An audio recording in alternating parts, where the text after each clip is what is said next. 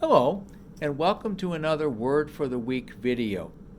One of the parts of the human condition that seems common to all persons is the experience of discouragement. At various times, we all get discouraged about various events or circumstances that are going on in our lives. When we look at the scriptures, we also see that the characters of the Bible experience the same thing. And one of the best examples of this can be found in the Old Testament, in the book of Jeremiah, the 20th chapter, where the prophet certainly appears to be, as the old saying goes, rather down the mouth about his current circumstances. For example, in verses 7 and 8 of Jeremiah chapter 20, the prophet says, "You deceived me, Lord, and I was deceived. You overpowered me and prevailed. I am ridiculed all day long. Everyone mocks me.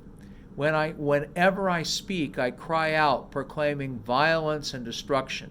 So the word of the Lord has brought me insult and reproach all day long." Being a prophet in Old Testament times was a rather difficult job because prophets were oftentimes charged with presenting a difficult message that people didn't necessarily want to hear. And they responded by, as we sometimes say in our contemporary culture, accusing the messenger.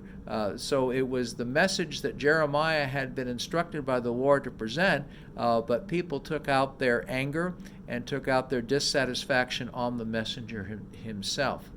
But it's interesting to see what happens in the very next verse. In verse 9, Jeremiah says, in spite of all of this, he will continue to persevere. The verse reads as follows, "But if I say I will not mention his word or speak any more in his name, his word is in my heart like a fire shut up in my bones. I am weary of holding it in. Indeed, I cannot." So Jeremiah is saying, in spite of everything, God's word within me simply cannot be contained, and I am going to persevere. Even in spite of my current circumstances and how I might be feeling at the moment, I am going to persevere and continue because of my faith in the Lord. So I hope you have found this word for the week to be of value to you, and please stay tuned for further commentaries in the weeks to come.